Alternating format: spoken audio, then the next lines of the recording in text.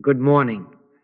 Let us be very honest with one another for a few minutes, because without honesty there is no use attempting a spiritual life.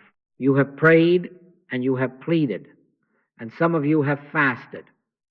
You have worn out the knees of trousers and the edges of psalm books, and still silence has stared back at you. You have said, Father, I have asked, I have knocked, and the door, if it moved at all, seemed to open into a corridor of delay. In some cases, the contradictions arrive: more bills, stubborn symptoms, a loneliness that would not take a hint. You know what it is to feel that the heavens are brass. You have offered bargains, promises to be better, kinder, more devout, if only, if only. And in the middle of the night, a very old question has sat down on the bed. Lord, how long? Now hear this. It is not that your prayer was not heard. It is that you and I have been trained to end the prayer in the wrong place. We have been trained to fix our eyes on results as the finish line, to judge the reality of spirit by the movement of shadows. But prayer is complete not when a body warms, not when a bank ledger climbs, not when a letter arrives, but when assurance makes its quiet entrance and sets its seal within you. I mean that unmistakable inner, yes, the peace that drops down without cause, the gentle authority that whispers, be still and know that I am God. When assurance appears, the prayer is finished. Do you see? The forms may still look the same for a time. Do not be deceived by that. When the signature of God is upon your heart, no further speech is required. Your Father knoweth what things ye have need of before ye ask. That knowing, realized, is the end of prayer. I am going to give you a password, and I do not give it as a slogan to paste on a refrigerator. I give it as a living key to be turned in the lock of your own awareness. Where the Spirit of the Lord is, there is liberty. Take that into your breath as you sit and into your walking as you go, not as magic words, but as the reminder that we are not going to try to do anything to the condition. We are not going to fix, change, add, or subtract. All we are going to do is bring by recognition, by consent, the realization of God's presence. Where the Spirit is realized, liberty is found. Liberty from what? From fear first, from bargaining next, and yes, ultimately from the coercion of appearances. The words are not the power, the Spirit they point to is the power. But the words can awaken remembrance, and remembrance ripens into assurance. From this moment, let there be one demonstration only set before you, not health. If health comes, give thanks for God alone. Not supply. If supply comes, let it stand as a shadow of presence. Not guidance. If doors swing open, walk humbly through them, but know that you did not pray for doors. You consented to God. One demonstration only, the realization of the presence of God. When you say, I am not trying to get well, you have to mean it. When you say, I am not seeking more dollars, you have to mean it. Man shall not live by bread alone, but by every word that proceedeth out of the mouth of God. Bread is good. It will come and it will go. The word is life. It abides. Make the word your aim. Make presence your object. And then watch what happens to bread and to bodies and to paths, not because you chase them, but because you cease to enthrone them. How then will you know the prayer has reached its true amen? By assurance, a quietness that is not indifference, a peace that is not fatigue. My peace I give unto you, not as the world giveth, give I unto you. When that peace touches your heart, stop. Add no words where God has signed. The temptation will come to tack on a final request to secure the edges of the promise with your own thread. Do not do it. The prayer is finished. Rise, go your way in ordinary tasks, and let the liberty hidden in that assurance do what liberty does. And as you go, remember this simple truth that will guide all that follows. You can be in it, but not of it, because where the Spirit of the Lord is realized in you, as you there is liberty. Thank you.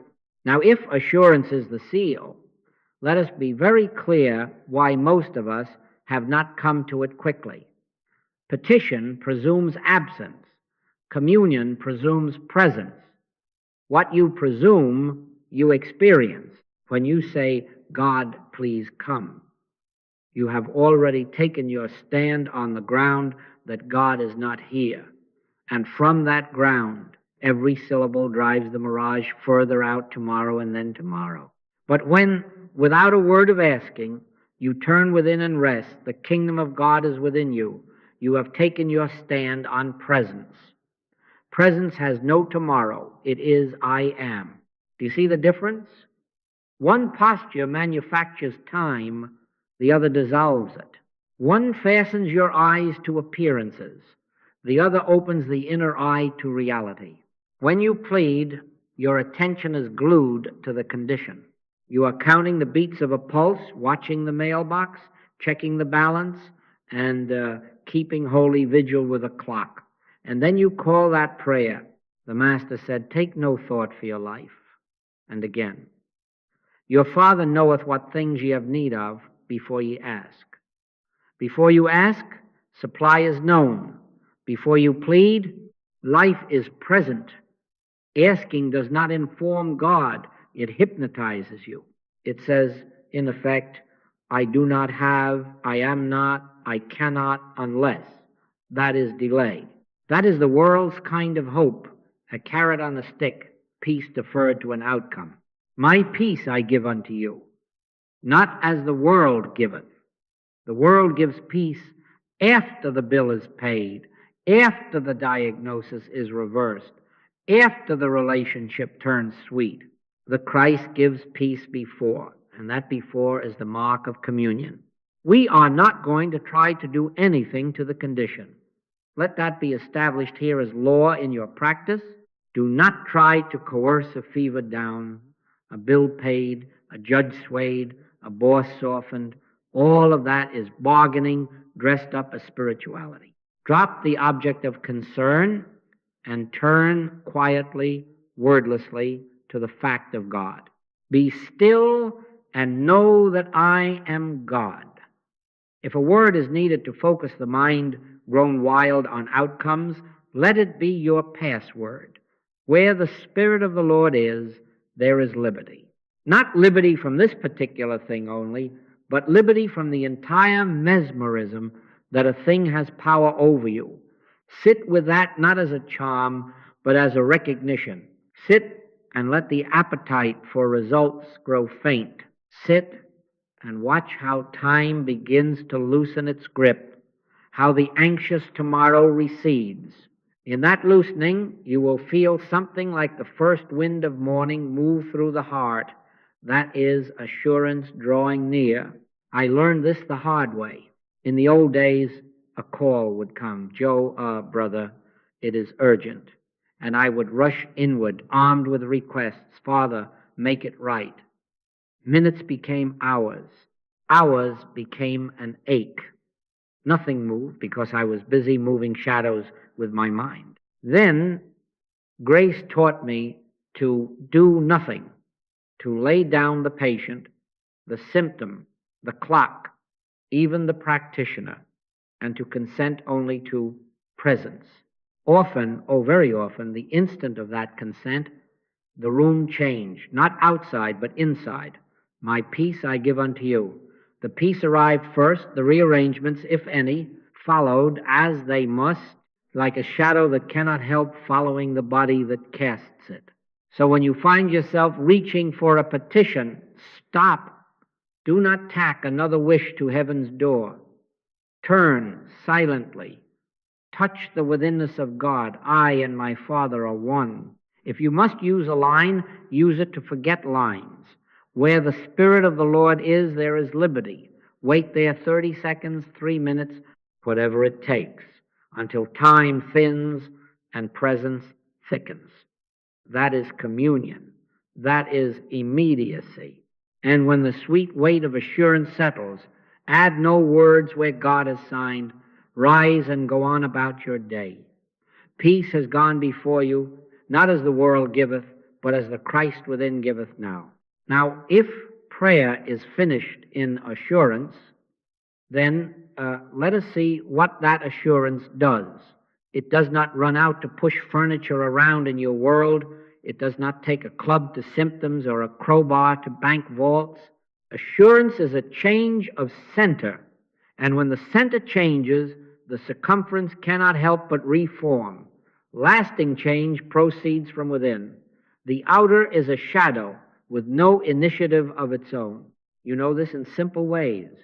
You wake up from a bad dream and you do not litigate with the furniture in the dream. You awaken and the figures vanish because they never had law to stand on. So it is with the world of appearances. Seek ye first the kingdom of God and his righteousness, and all these things shall be added unto you. Added, not seized. Ordered, not wrangled. The center realized, the circle obeys. In 1928, I have said this before because it bears repeating, I found that I still lived in the same town, in the same house, with the same friends, knocking on the same door, and yet I was not in the same atmosphere. The taste for my amusements went out like a candle at noon. I did not reform. I did not lay down rules. I did not write a list of forbidden pleasures and paste it on the icebox. I awoke. And in that awakening, the appetite for cocktails, the itch for the card table, the pull of the theater, all of it drained away without a fight. They said, come on, it won't hurt you. I had no argument with them. I simply could not go back. They could not follow me into the new air, and neither could I return to the old. You can be in it, but not of it. I was in the same calendar, the same traffic, the same headlines, but not of their atmosphere. That is what assurance does. It releases you from the jurisdiction of the scene by relocating you in the presence that fills it. How? Why does a worry lose its grip when you have done nothing to the facts? Because in spiritual logic, error has no law to maintain it. 2 times 2 cannot make 5. It can appear in a child's notebook. It can be printed on a billboard 10 stories high, but no covenant of arithmetic arises to keep it in place. It stands only while belief looks at it and says, yes, this is so. Then light comes, and there is no battle, no crowbar, no pleading with numerals. 5 dissolves because 4 is realized. In like manner, when presence is realized within you, the mesmerism by which a condition claims power finds no law to uphold it. Where the Spirit of the Lord is, there is liberty. Liberty from what? From the supposed statute books of fear, time limits, odds, heredity, market cycles. Assurance does not break those laws. It reveals their lawlessness. Do not then let your concern be for the circumference. Do not let your concern be for health. Do not let your concern be for supply. Do not let your concern be for vindication. Let your concern be that the center is known, that you feel even faintly at first, that still sweet pressure of the Spirit within. Sit quietly, say nothing. And when that gentle yes comes, perhaps only a feather's weight of peace, rise. Rise and go about the same duties you went about yesterday, but you will see, not in the same atmosphere. The emails will be the same, the faces the same, the weather perhaps as rainy as ever, and yet you will carry sunlight that rearranges the room without your touching a blind in it, but not of it. My peace I give unto you, not as the world giveth, give I unto you. The world offers peace as a condition attached to outcomes. The Christ gives peace as the cause that reorders outcomes, if and as need be. I have watched this over and over in my own life and in the lives that have crossed my path. A woman, frantic over accounts, learned to sit for 3 minutes, wordless, until the edge of fear softened. That was all, no affirmations, no mental arithmetic. The next day, a solution that had sat in the file for months met her eye as if for the first time. Did the presence manufacture paper? No. Presence removed the fog that made wisdom look like clutter. A man anxious for a prognosis turned from symptoms to the inner presence and just felt, I am with thee. He did not deny the body. He denied its authority to interpret God. The numbers later shifted, yes, but the greater thing had already happened. He was free before the report. And I tell you truthfully, had the numbers not shifted, the liberty was no less.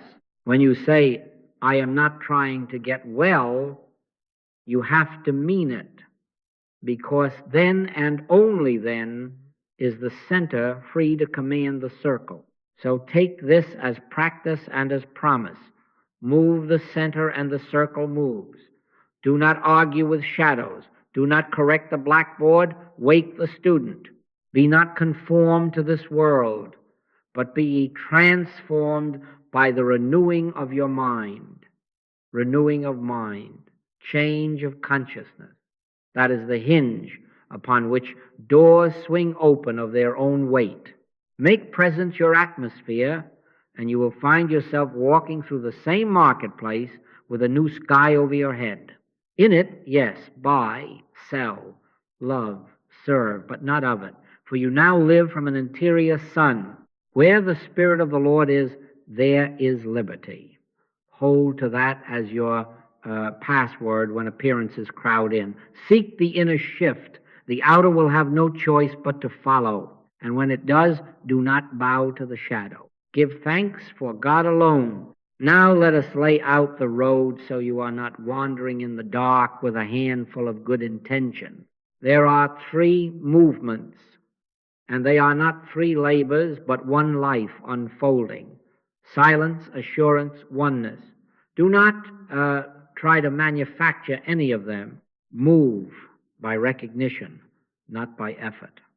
Be still and know that I am God. Silence is not something you perform. It is what appears when the appetite for outcomes loosens its teeth. You sit not to get well, not to get money, not to get guidance, but to consent to God. And in that honest consent, the mind notices it has no work to do. The wind goes out of the bargaining sails, and a hush takes the helm. That hush is silence. In silence, you are not managing thoughts. You are letting the manager go off duty. If a phrase helps, take your password quietly. Where the Spirit of the Lord is, there is liberty. And then let even that sink beneath the surface like a pebble into a still pool. When silence arrives, you do not congratulate yourself. You simply stop swimming. You will notice simple signs. The breath lengthens without instruction. The body softens as if it has found a chair after a long stand. The forehead unwinds and something like a clear sky appears behind the eyes. In quietness and in confidence shall be your strength. Do not jump in to help it. Let the hush be hush. Then, without your reaching, silence flowers into assurance. What is assurance? It is the felt seal, the inner yes that needs no rebuttal. A warmth may spread lightly across the chest. A quiet joy may hum under the ribs, or there may be only a sweet, weightless knowing, I am is here. The words, my peace I give unto you, will seem to rise, not from memory, but from presence itself. The breath is already slow. Now the heart agrees. This is not emotion working itself up. It is peace that requires no proof. When assurance touches you, do not add words where God has signed. The prayer is finished. Sit a moment in gratitude, not gratitude for an outcome you hope to see, but gratitude for God, and then go about your ordinary. As you live this way, silence given place, assurance received without embroidery, something more than episodes begins to happen. Assurance matures into oneness. You discover that I and my Father are one is not a verse for a good day. It is the climate in which you move. The market is still there, traffic still runs, headlines still shout, and yet you find you are not under their jurisdiction. You answer emails, you tend the child, you pay the bill, but you are doing it from the inside out. Oneness is that abiding recognition that the life animating your little errands is the life of God, and therefore nothing of the world's hypnotism has authority to compel you. You can be in it, but not of it. The kingdom of God is within you, and now the withinness shines through the without. Do not try to reach for oneness. Do not make a goal of it, and in so doing, turn it into another outcome to chase. Consent to silence. Let silence ripen into assurance. Let assurance abide until it is no longer a visitation but your address. A gardener does not tug at buds to hurry the rose. He clears the weeds. He waters. He trusts the sun. Your weeds are mental appetite. Pull them up by saying honestly, I am not trying to get well. I am not trying to get supply. I am consenting to God. Your water is daily turning. Your sun is the realized presence. And inevitably, silence will flower, assurance will seal, and oneness will remain.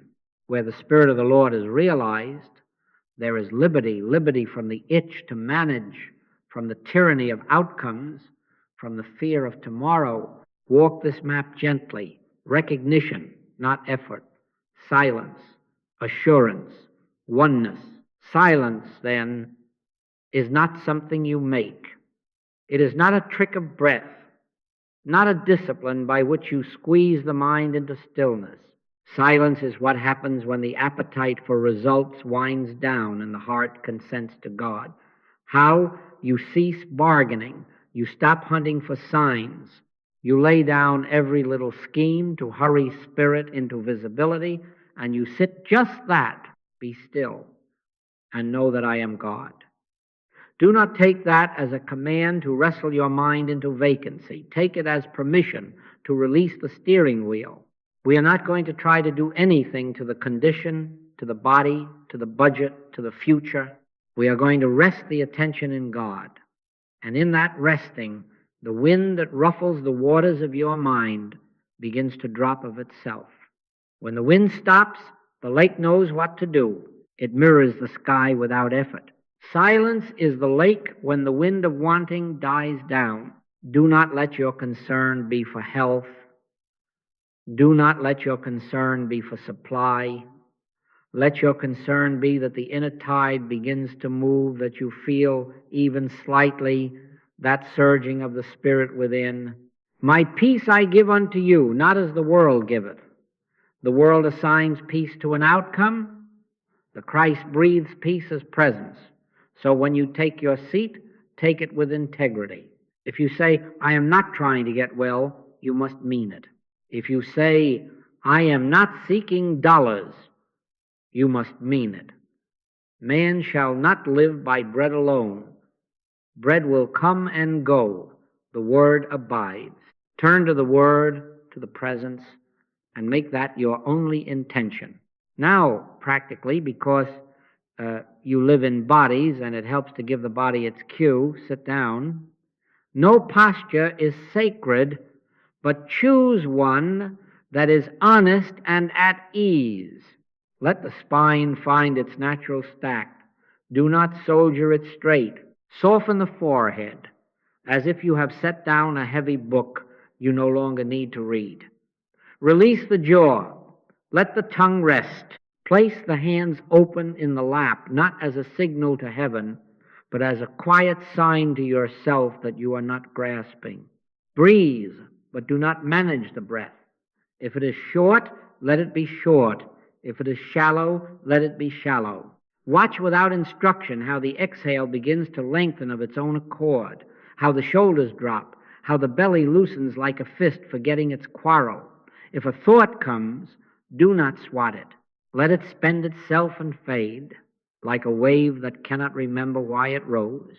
If a word is needed just at the beginning, take your password softly, not aloud, but as a feather on the inner ear. Where the Spirit of the Lord is, there is liberty. Say it once and then stop. No more words. Do not scratch the surface of silence with devotional chatter. Let the phrase sink like a pebble into a still pool and watch the rings widen by themselves. You are not driving anything. You are consenting to what already is. In that consent, little markers may appear. The exhale becomes easy and wide, as if the air has grown kind. The shoulders settle without your telling them. A quiet warmth may gather in the chest, or a mellow glow may sit low in the belly. Receive this. Do not analyze it. Do not grade it, measure it, interpret it. The kingdom of God is within you. These are not goals to chase. They are signs that the wind is calmed and the lake has begun to mirror. The temptation will be to peek, to open the oven door of your practice and ask, is it done yet? That is appetite knocking in a new hat. Close the door gently. Sit. Let silence arrive as outcome, not technique. The mind will say, we ought to be doing more. Smile at it. The Spirit is doing. Your task is to let go of tasks. If the phone rings in your thoughts, do not answer. If the body whispers of ache or lack, recognize it and let it pass without ceding its jurisdiction over God. This is not denial, it is order. Reality first. Shadows, if they remain for a time, take their place as non-authorities. And when the hush is unmistakable even for half a minute, when the inner weather turns mild and the heart, without cause, feels safe, stop there. Add no words where God has signed. Do not slap labels on it. Do not turn to the condition to see if it salutes. Sit a breath or two in simple gratitude for God alone, and then rise. Go wash a dish, answer an email, walk across a room.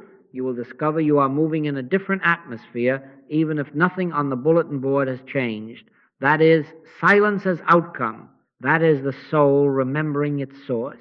And if at noon or night the wind picks up again, as it does in this world, sit once more, whisper inwardly your password. Where the Spirit of the Lord is, there is liberty. Then stop. Let wanting wind down. Let presence be presence. And silence will come as surely as the tide returns to the shore. Assurance, then, is not a mood you manufacture, not a bright thought you polish until it gleams. Optimism argues. Assurance ends argument. Optimism stands on tiptoe and says, it will be all right somehow. Peace. And then glances at the clock to see if the somehow has arrived. Assurance sits down in the heart and says nothing, because nothing needs saying. My peace I give unto you, not as the world giveth, give I unto you. That peace is not a promise of future improvement. It is the presence itself recognized. It does not debate with appearances. It renders them irrelevant by recentering you in God. When assurance appears, the mind, which has been busy as a clerk stamping papers, suddenly finds its desk empty. There is nothing left to process. The prayer is finished. How shall you know it? Not by a sign outside, but by a release inside. A felt, yes, not shouted, simply evident, like light at dawn that does not argue the existence of the sun. The breath that a moment ago was a task to be managed now finds you instead, and you notice it arriving and leaving without your supervision. A warmth spreads not heat for the body's sake, but a soft glow, a mildness that gathers perhaps across the chest, perhaps low in the belly, as if the heart has discovered its fire again. Sometimes tears come, and you wonder, what is this? They are not sorrow, they are a quiet overflow, like a spring breaking through ground softened by rain. And sometimes there are no tears at all, no glow, even only a weightless knowing, a settled I am that has no interest in proving itself. These are the footprints assurance leaves as it crosses your threshold. Now, mark what I say, because your integrity must meet you here. When assurance is felt, stop, add no words where God has signed. Do not take a pen to the check, heaven has written. Silence has flowered into seal. Let it stand. The temptation will come, yes, but let me just add this one thing. Let me secure the edges. Let me remind God how urgent. That is the clerk trying to resurrect his desk. Do not do it. If there is any gratitude to be expressed, let it be for God alone, not for a healing you hope to observe, not for a deposit you hope to receive, not for a reconciliation you hope to witness. Man shall not live by bread alone. Bread is good. It will appear as it must. But let your thank you be to the giver, not to the loaf. Because you are not praising outcomes, you are consenting to presence. You will find that assurance is its own credential of completion. The world's peace is conditional. It arrives with a receipt stapled to it after the bill is paid, after the fever breaks, after the phone call turns kind. The Christ's peace is causative. It comes before any receipt, and frequently it removes the need for receipts because in that realized presence, the tyranny of verification is broken. Where the Spirit of the Lord is, there is liberty. Liberty from what? From the demand to check, from the fear that if you do not keep your eye on the thing, it will grow teeth. Assurance removes the eyes from the thing and fixes them without striving on God. And because the inner eye is single, the whole body is full of light. So, when you sit and that soft yes arrives, even for half a minute, let it close the book, rise gently, go wash a dish, answer a letter, walk down the street as one who has been signed and sealed. If later the wind picks up again, as it does in this world, do not imagine you lost something. Sit once more. Return to silence. Let silence bloom into assurance.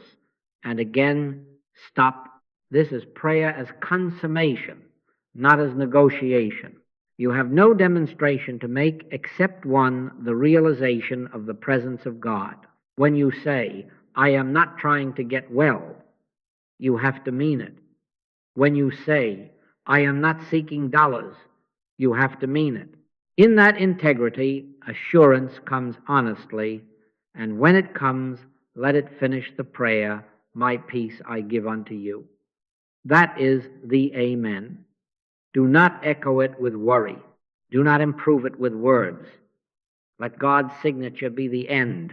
Now we come to the price of this, and I want you to hear it with the same quiet with which we have been sitting. Assurance does not sell itself at a discount. The coin you bring to that counter is your integrity. You must want God more than relief. You must want presence more than results. Otherwise, now, let us be honest, what you are practicing is bargaining in a religious suit. Do not be fooled by the soft language we use, I seek Christ, I seek awakening. Don't be fooled by it. They don't. They want a healing. And I say that not to scold, but to expose the hypnosis that sits under even our piety. I wanted a healing. And many times I still catch myself wanting a quick smoothing of the surface and calling it prayer. Integrity is the pivot where you turn from that to God alone. When you say, I'm not trying to get well, you have to mean it. Not as a clever formula, not as a sentence you mutter like a charm. You have to mean it, because meaning it removes the hook by which the world drags you back into suspense. Man shall not live by bread alone. Bread is not the enemy. It is just not the life. Do not insult God by thanking Him for a loaf as if the loaf were the wonder. Give thanks that life itself is present, and the loaves, if needed, will be found scattered like manna along your path. Give up gratitude for healings. Give up gratitude for increased supply. Give up gratitude for any outcome whatsoever as a credential of prayer. Be grateful for God alone. My peace I give unto you, not as the world giveth. The world gives you a receipt, the Christ gives you Himself. Set your aim then, once and for all, and keep resetting it as often as you find it wandering, sick or well, rich or poor, vindicated or misunderstood, I am determined that the object of my life is spiritual awareness, not a career in spiritual things, not a stream of demonstrations to show friends how potent my method is, but awareness, the realized presence of God as my very life. I and my Father are one. If that is true, and it is, then no condition out here can either prove or disprove God. It can only prove or disprove whether I have remembered. I had a man come once, eager and eager again, his notebook full of verses and his pockets full of bills. "Teach me the right words," he said, "and I will be free." I told him there are no right words for getting money because we are not going to try to do anything to money. We are going to bring the realization of God's presence to bear upon our sense, and where the Spirit of the Lord is realized, there is liberty. "All right," he said, "I'm not trying to get money." And then he leaned in and whispered, "But will this help with money? Do you see it? The hook was still set."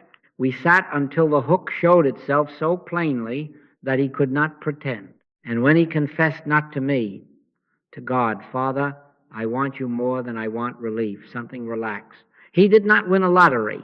He won a center. And in days the edges began to place themselves. Here is the practice of integrity. When you turn within and whisper your password, "Where the Spirit of the Lord is, there is liberty," watch your heart for the tremor that reaches for a result. Do not scold it. Expose it.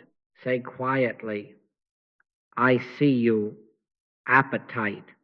You are not my God." Then, without wrestling, return to presence.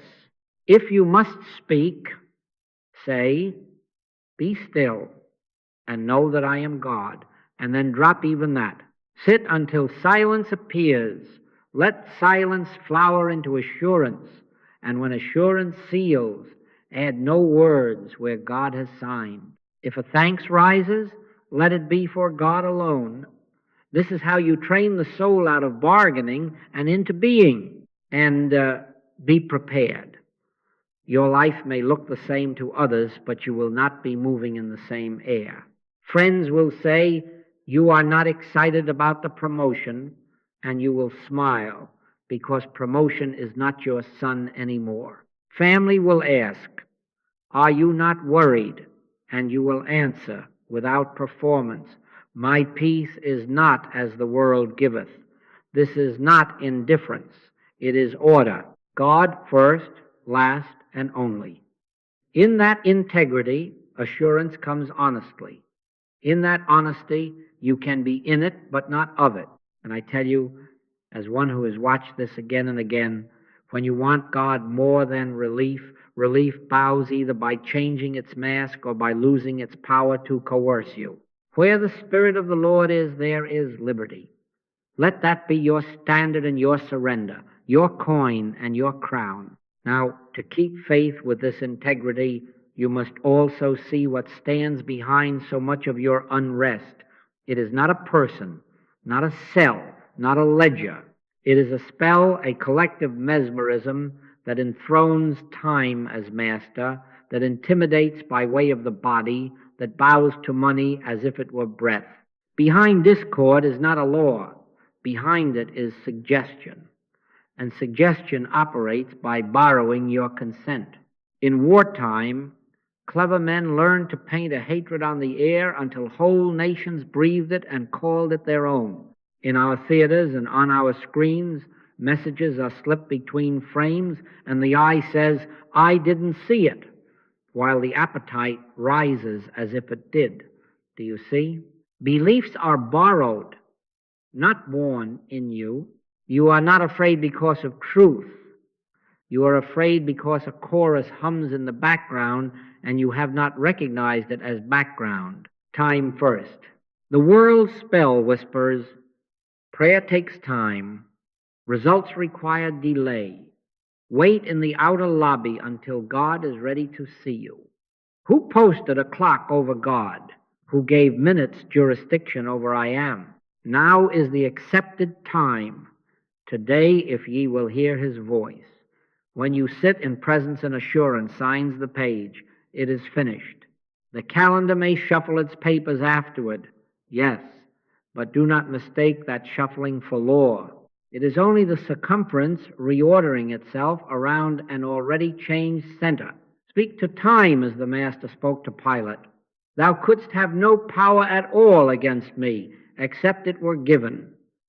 And time has no such gift to give. Where the Spirit of the Lord is realized, there is liberty, liberty from the tyranny of not yet. Then the body. The body spell is a loud one because we have been taught to identify as the suit we are wearing. But hear the old question sounding through the garden of your thought. Who told thee that thou wast naked? Who told you that this visible shape is you, defenseless and on trial? This is not me. This is my body. I am invisible.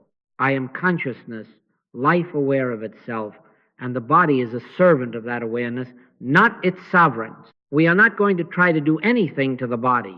We are going to bring the realization of God's presence to bear upon our sense. And in that realized presence, the body takes its proper place, useful, cared for, but not a God to be propitiated by fear. Be still and know that I am God. In that stillness, the body's alarms are unmasked as echoes, and echoes have no power to originate sound. Now, money. Money's spell is subtler because it masquerades as common sense. It says, without me you cannot live, and many of us bow as if to oxygen.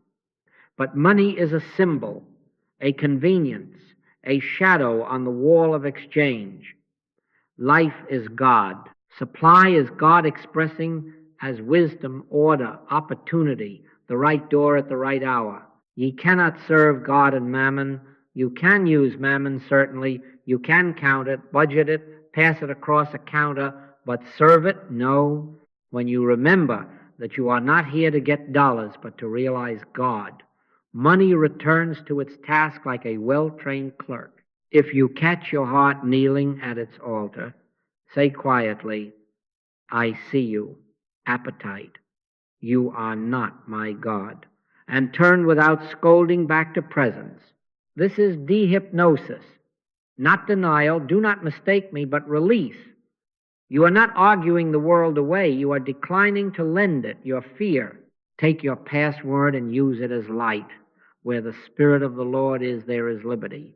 Whisper it not to convince God, but to wake yourself from the trance. Say to time, you do not run prayer.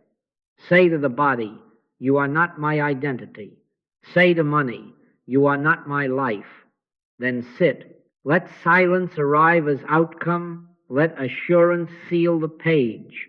When the spell is seen as spell, its claims loosen of themselves, and the way is cleared for assurance to come honestly, swiftly, sometimes in a breath. In it but not of it, moving through the same hours, the same limbs, the same markets, yet free.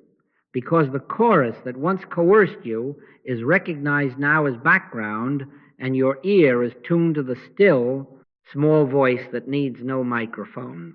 Where the Spirit of the Lord is realized, there is liberty. Let that realization break the spell. Now, because all of this can sound lovely and floaty until your calendar opens and the phone rings, let us make it plain. Presence first, 3 times daily. Not as a superstition, not as a penance, simply as the way you train recognition so that assurance is not an accident but a familiar guest. Morning, somewhere in the middle, and evening, choose what is honest. And do not clock it. Do not sit with a stopwatch and grade spirit. Sit until you feel the inner softening. It may be 3 minutes one day, 12 the next, but the measure is not the minute hand. The measure is the shift, the breath lengthening without orders, the forehead unwinding, a quiet warmth gathering, or that weightless knowing that needs no word. Recognize it. That is all. Here is the sequence. First, take your password once, only once, softly within. Where the Spirit of the Lord is, there is liberty. Take it not as a plea, but as recognition, as you would nod to a friend across the room. Second, let go of naming the issue. Do not rehearse the doctor's words, the ledger's column, the family drama. We are not going to try to do anything to it. We are going to bring the realization of God's presence to bear upon our sense, and where the Spirit is realized, liberty appears of itself. Third, let the body show you that the wind is dropping. Do not manage the breath. Just notice how the exhale begins to lengthen, how the shoulders set down a burden they did not know they were carrying. Fourth, and this is the hinge, stop speaking. Be still and know that I am God. No mantras now, no holy chatter. Stillness is the prayer. If thoughts parade, let them pass without saluting. If the body whispers, "Ach here, fear there," recognize it and return without argument to the quiet center. This is not denial, this is order. In quietness and in confidence shall be your strength. Sit until the soft yes of assurance appears, even a feather's weight of it. Then add no words where God has signed. If gratitude rises, let it be for God alone, not for what you hope will happen at 2 o'clock. Rise and go about your business as one sealed. Wash a cup, answer a letter, carry a bag. Do not turn to the condition to see if it is saluting you. The prayer is finished. Now, the moment of need rule, because life does not schedule itself around your practice. On contact with any problem, email, pain, bill, accusation, refuse to tinker. Turn instantly to presence. Do not rearrange the furniture on the deck. Go below and touch the helm. Say inwardly once, "Where the Spirit of the Lord is, there is liberty," and then stop. Half a breath of stillness, a single sip of assurance can break the hypnotism by which the problem claims jurisdiction. If a reply must be made or a step taken, make it after that inner nod. You will find that answers you would have reached for with strain present themselves with a kind of unremarkable rightness. And sometimes there will be no answer needed at all. The thing will collapse of its own lack of law. To help your recognition grow honest and swift, keep a simple journal, not a report card on God, but a record for your training. After each sitting, jot 1 or 2 markers: breath lengthened, shoulders dropped, warmth in chest, tears without sorrow, no sensation at all, only a clear yes. Note the moment assurance appeared, if it did, before the 3rd minute, after I stopped repeating, when I gave up telling God the story. This is not for analysis. It is for memory. Reading a week later, you will see that assurance visits when appetite is not in the chair. You will see, too, that once assurance comes, the outer has a way of untangling without your pulling at knots, or if it does not immediately untangle, its power to coerce you has faded, and that is liberty. Man shall not live by bread alone, and you will have the proof where proofs matter in your own heart. Set little bells, if you must, on the mantle of the mind, on the phone that sits by your elbow, but keep the compact simple. Morning, noon, night, I turn without words until silence blooms and assurance seals. If no seal appears, do not scold. You have kept the appointment, and that faithfulness itself loosens the appetite that blocks the door. If in the middle of a corridor the old fear rushes, remember the rule: 1 password, then quiet. We are not going to do anything to it. We are going to consent to God, and as you hold to this, you will discover that practice is not something you go to and leave. It becomes an atmosphere. My peace I give unto you, not as the world giveth. 3 times a day is the trellis. The vine will find it, climb it, and in time cover the hours between with oneness. Presence first, always. Make that your method, and you will find that assurance, when it comes, does not visit. It abides. You can be in it, but not of it. Where the Spirit of the Lord is, there is liberty. Let that be your password, your protocol, and your peace. Now, when this atmosphere begins to hold between your sittings, when silence does not merely visit but abides as assurance, you will discover that oneness is not an experience you have, it is who you are. I and my Father are one. Do not treat that as a sweet mood. Treat it as a fact of being, as native and near as breath, not two, not a seeker over here and a distant deity over there. One life, one mind, one love, appearing as you, through you, as the common moments of a day. And because it is a fact, it does not need straining. It needs recognition again and again until recognition becomes continuous. This is what it is to be in it, but not of it. You still answer your phone, you still sweep your floor, you still meet a deadline, but you do not draw your life from any of these things, nor do you surrender your peace to them. My peace I give unto you, not as the world giveth. Watch, then, how fear begins to drain off, first by trickles, sometimes by sudden streams. The body which had shouted as if it were your sovereign quiets, when it is seen in its place, this is not me, this is my body. I am invisible. I am consciousness. And when the inner authority returns to God, the body relaxes its claim to ultimacy. You do not argue with symptoms. You do not bribe them. We are not going to try to do anything to it. We are going to bring the realization of God's presence to bear upon our sense. And where the Spirit of the Lord is realized, there is liberty. Liberty from the coercion of aches and calendars and prognoses. To all such powers you can answer as the Master answered Pilate. Thou couldst have no power at all against me, except it were given. And the world has no such power to give.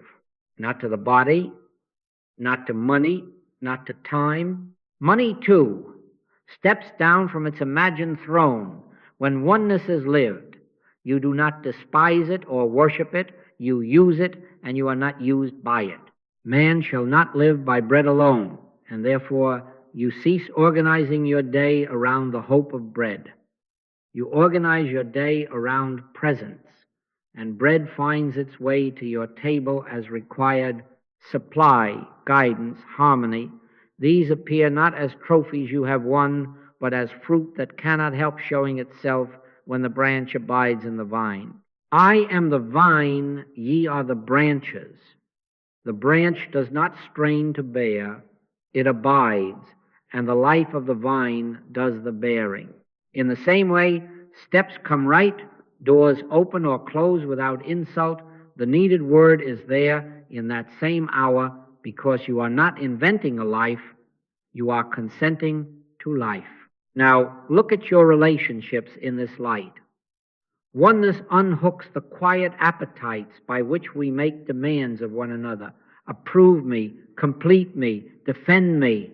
When presence is felt as your sufficiency, you do not arrive at the table with a hidden invoice.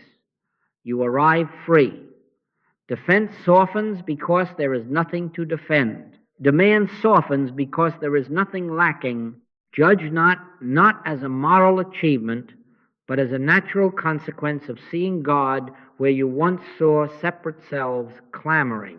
A soft answer stops being a tactic and becomes your first language because you are speaking from a center that does not need to win. Agree with thine adversary quickly ceases to sound like compromise and begins to look like wisdom, because you are no longer bargaining for your worth in the courtroom of human opinion. You are drawing your identity from I and my Father are one. Do you see what this does to the world's leverage?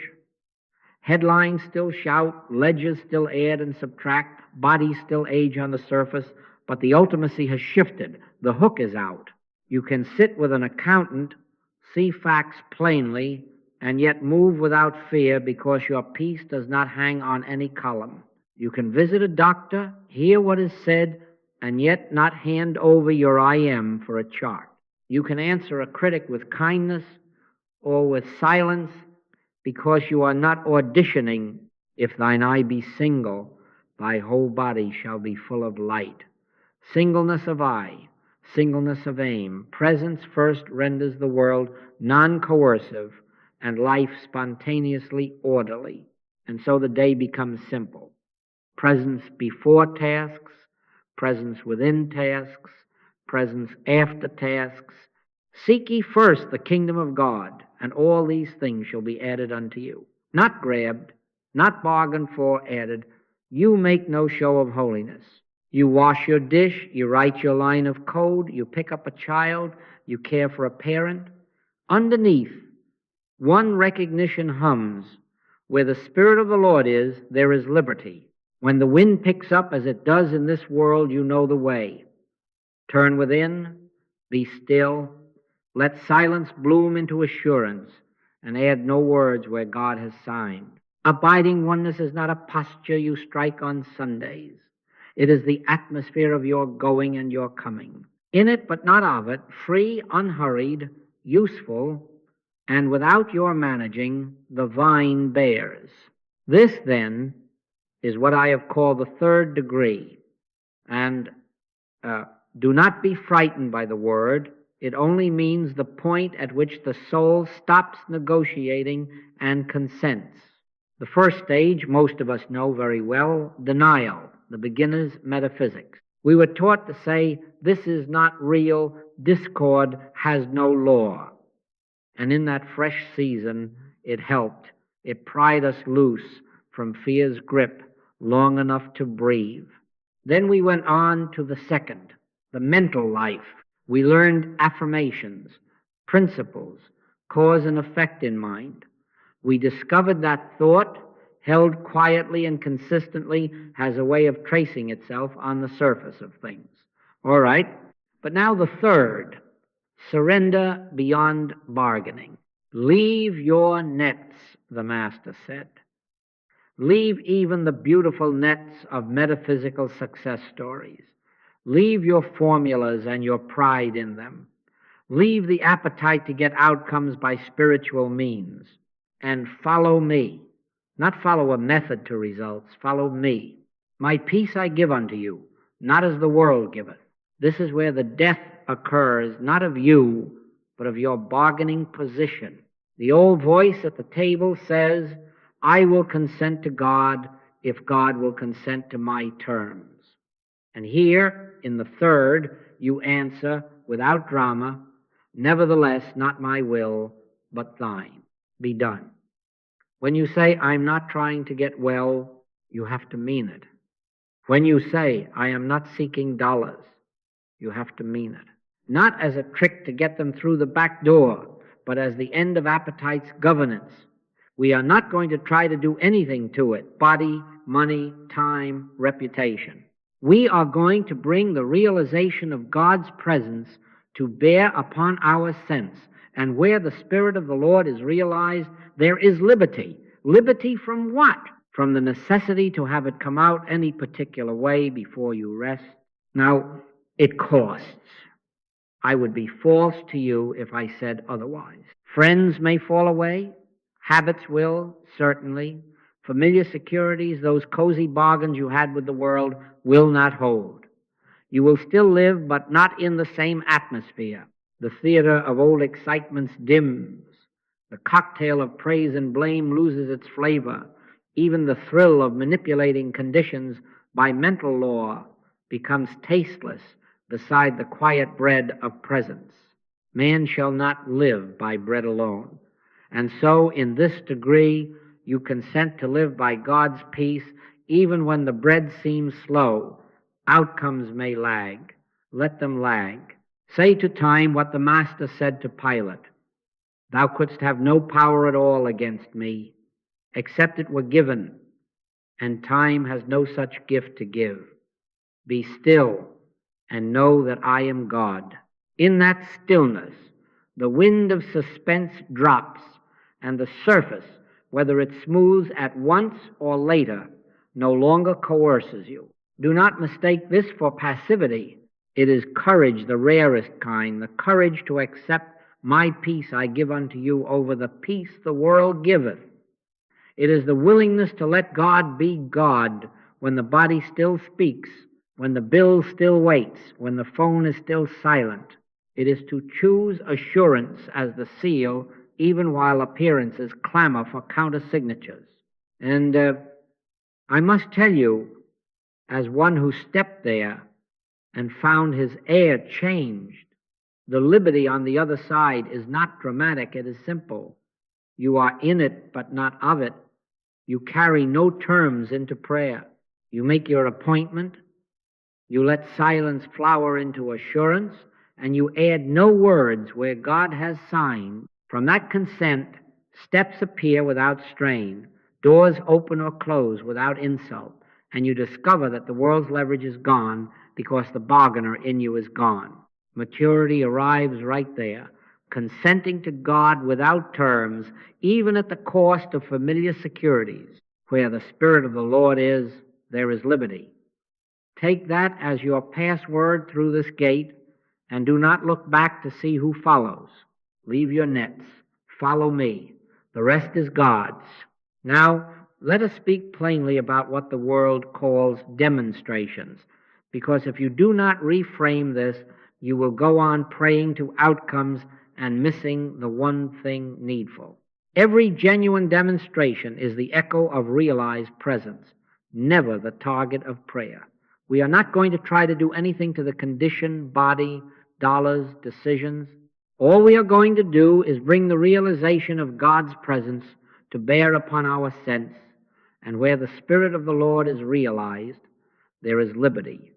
Take that as your password and your practice. Help first. Do not treat the body. Do not sit and talk to flesh as if it were a God capable of reward and punishment. Who told thee that thou wast naked? This is not me. This is my body. I am invisible. And so when the alarm rises, pain, diagnosis, a story the calendar insists upon, turn from the picture to the presence. Say once, quietly, where the Spirit of the Lord is, there is liberty. And then be still. Be still and know that I am God. Sit until silence arrives, not as a trick you perform, but as the outcome of your surrender of results. Let silence flower into assurance. Add no words where God has signed. Then go in peace. Do not revisit the prayer to see if the symptom is saluting you.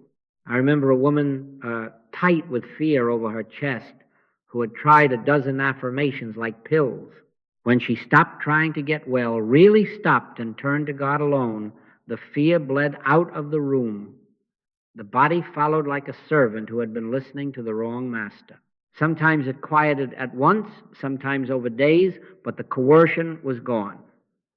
And that is liberty. Supply next. Do not enthrone the dollar as oxygen. Man shall not live by bread alone. Seek ye first the kingdom of God, and all these things shall be added unto you. Money is a symbol. Life is God. Your prayer is not to get dollars, but to realize presence. When assurance settles, you will find that avenues already present but unseen stand up. A grocer sat with me once, drowning in invoices. We did not chant dollars. We entered silence. When assurance came, he rose without hurry, called an old supplier not to plead but to bless, and in that conversation saw how to rearrange his stock and terms. He did not make a metaphysical heist. He recognized an order that was there all along, revealed when appetite for a certain figure released its grip. The dollars were the echo, not the aim, and guidance. The mind loves to demand answers, deadlines, burning bushes. Don't. Stop manufacturing a voice. In quietness and in confidence shall be your strength. Turn within, one password only, then silence. Assurance will settle the heart, and the next step will stand up sometimes as a clear yes, often as a confident no, and many times as a holy pause. Take no thought how or what ye shall speak. it shall be given you in that same hour. A young man with 2 offers came, frantic to choose by pros and cons. We sat, dropped the ledger of reasons, and waited. When assurance signed, one option felt strangely weightless, the other suddenly noisy. He chose without drama, no thunder, just rightness. Hold to the rhythm, silence, assurance, oneness, go in peace. Do not return to the altar to renegotiate. If later in the day the old stir comes to check whether anything has happened, recognize it as appetite and say, I see you. You are not my God. One password, then stillness again. We are not dealing with the picture. We are consenting to presence. If a step is to be taken, it will arise from oneness without pressure. And if assurance does not appear, be honest. Do not grade God. Tell the truth. Father, I want you, and I still want relief. That honesty is worth more than an hour of pious pretending. Sit, not defeated, surrendered. Let go again of the hook in the outcome. Sometimes you will only feel a feather's weight of peace. It is enough. Sometimes there will be no feeling at all, only your consent to, nevertheless, not my will but thine. Keep the appointment. Integrity is the price. Assurance is the seal. Oneness is the life. You can be in it but not of it. So, in health, in supply, in guidance, do not aim at shadows, aim at God. I and my Father are one. When that is recognized, the echoes will arrange themselves as needed or lose their power to coerce you. Either way, liberty. Where the Spirit of the Lord is, there is liberty. Make that the end and the means, the password and the prize. And when it is signed, rise and go your way in peace. So let us make a covenant, simple and strong, for 30 days, not a superstition, not a bargain, but a straight, quiet consent. 3 periods of turning every day. Morning, somewhere in the middle, and evening. Presence first, always. And at the first brush of any problem, email, ache, bill, blame, turn at once, without argument, to the one. Take your password once, only once. Where the Spirit of the Lord is, there is liberty. And then stop. Be still, and know that I am God. Wait, not for fireworks, not for proof on the surface, but for the soft seal, that feather's weight assurance that says without saying, it is well. When that seal is there, add no words where God has signed. Rise and go about your way as one who has been met. Keep the practice plain. Do not clock it. Do not grade God. Sit until silence arrives as outcome, the way a wind drops when the storm has no more fuel. Sit until the brow unwinds, the breath lengthens by itself, or without sensation at all, a still rightness stands up in you. That is your measure. And remember our integrity. We are not going to try to do anything to the condition. All we are going to do is bring the realization of God's presence to bear upon our sense.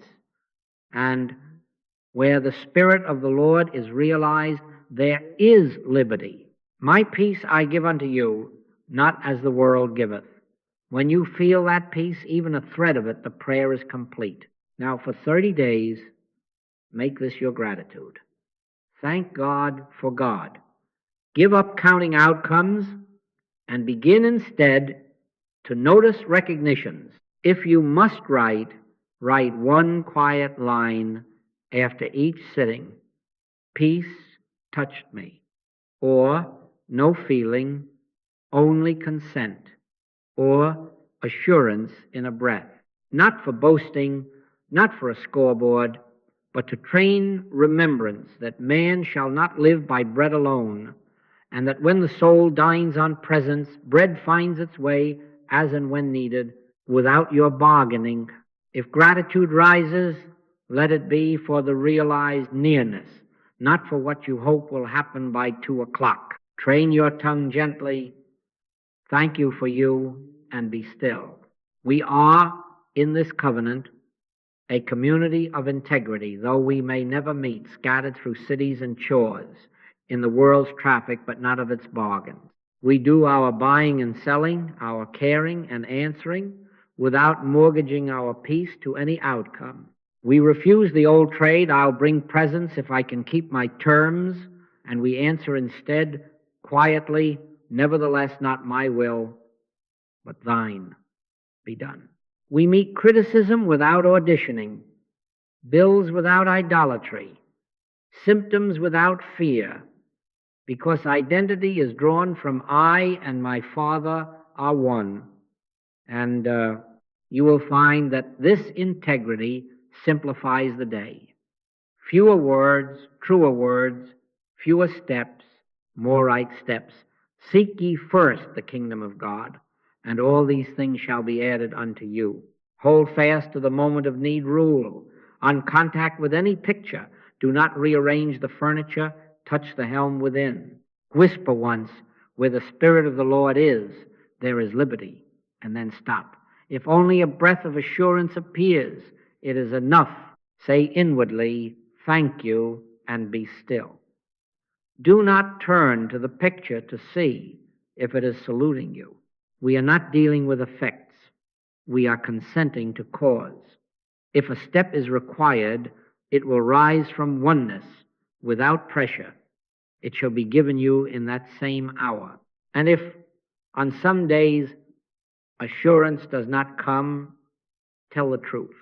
Father, I want you and I still want relief. Then sit, not defeated, surrendered. Keep the appointment. The faithfulness itself weakens appetite's governance and clears the way for the seal to arrive on another breath or another hour.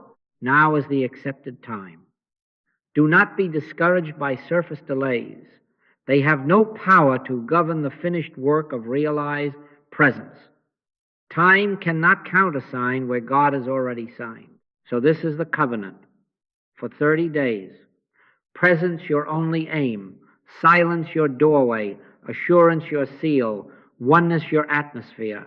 3 times a day in quietness and at every touch of need, a wordless turn after one password. Gratitude reset to God for God. Life lived usefully amid the world's traffic, yet free of its bargains. And when assurance appears, whether as warmth or weightlessness, or only that calm certainty that needs no name, say inwardly, thank you, and be still. Where the Spirit of the Lord is, there is liberty. Let that be your password, your practice, and your peace. My peace I give unto you. Take it now, walk in it, and let it order your steps. Thank you.